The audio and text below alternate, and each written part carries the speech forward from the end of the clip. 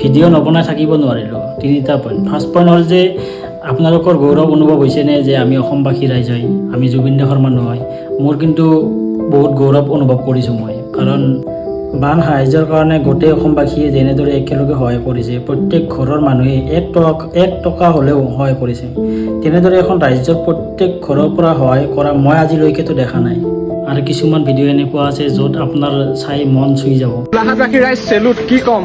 যেতিয়া মানুহকেইটা ওলাই গৈছে ন, গাড়ীখন দেখিছে, ঠেলি হেঁচি বস্তু ভৰাই দিছে, কোনোবাই পানী দিছে, কোনোবাই বিস্কুট দিছে। নিজৰ পৰা মানে 10 টকা এটা মোক ক'ব দিছে সাহায্যতহে, তেখেতে দিব নোৱাৰে। তেখেতক আমি বহুত বহুত ধন্যবাদ। শিৱসাগৰ বান সাহায্যৰ কাৰণে মোৰ ঘৰ ইয়াতে, মই যাব পৰা নাই বাৰু। তো মোৰ ফালৰ পৰা পানী 2 কেছ মই দি দিছোঁ। 10 টকা যে আহিছা দেই।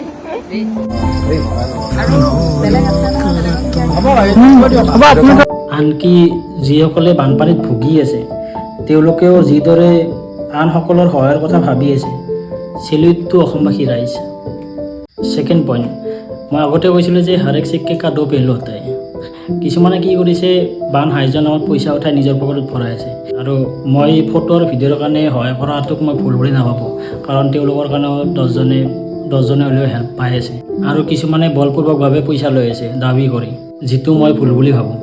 আনহাতে আপোনাৰ দাবী কৰি বান সাহায্যৰ পৰা বস্তু লৈ আছে যিসকলে ভুক্তভোগী হৈছে, তেওঁলোকৰ কথা কৈছোঁ। গাইজ, আজি বহুত ডাঙৰ প্ৰব্লেম এটা হৈ গ'ল। প্ৰব্লেমটো একচুৱেলি আমি এনেকৈ ভাবা নাছিলোঁ যিটো হ'ব বুলি। মানে আমি য'ত সোমাইছিলোঁ সেইখিনি বামুণবৰী বুলি কয় একচুৱেলি, শিৱসাগৰৰ পৰা বহুত ভিতৰত সোমাইছিলোঁ। তাতে মানে এনেকুৱা হৈছে পৰিস্থিতিটো, তাত চব মানুহে যায় পায়গৈ। মানে যেতিয়া চব মানুহৰ গাড়ীবিলাক যায় সাহায্য দিবলৈ, সিহঁতৰ মানুহবিলাক কি কয়, আগভেটা মাৰি ধৰি লয়। মানে যে যদি আগলৈ যাব লগা হয়, তাতে মানে দি কৰিলে আধা শেষ কৰিলেহে আগলৈ যাবলৈ দিয়ে। মানে যোনবিলাক মানুহৰ ঘৰ পানীত ডুবি আছে, যোনবিলাক মানুহৰ ঘৰ পানী সোমাই আছে, একদম ৰাস্তাত তম্বু তৰি আছে, সেই মানুহবিলাক মানে একদম পিছতে আছে। বাকী যিবিলাক মানুহৰ ঘৰত পানী সোমোৱাই নেকি, একদম ভাল ভাল পকা ঘৰ, সেই মানুহবিলাকে একদম মানে মোনা চোনা লৈ ৰেডি আৰু একদম ওপৰি হেতা ওপৰা কৰিছে। ভিতৰুৱা গাঁওবোৰত সোমোৱাৰ আগতে আগুৰি ধৰে আৰু বান সাহায্য যিমান লয়হে তাৰে আধা খোজে, আৰু যদি নিদিয়ে তেতিয়াহ'লে গাড়ী চাড়ী ভাঙি দিম বুলি কয়। আচলতে এইবিলাক কিছুমান মানুহৰ কাৰণে আমি লাজত পৰিব লগা হয়। তৃতীয় পইণ্ট হ'ল যে জুবিনদাৰ এইটো ইণ্টাৰভিউ সকলোৱে চাইছে চাগে পুৰাকৈ।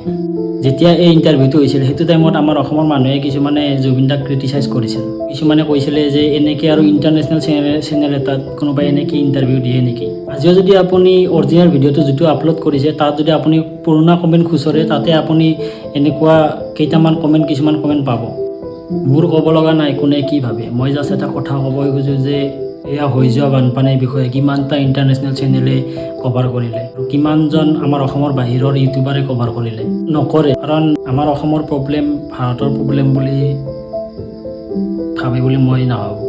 তো এইখিনিয়ে ক'ব লগা আছিল। ধন্যবাদ।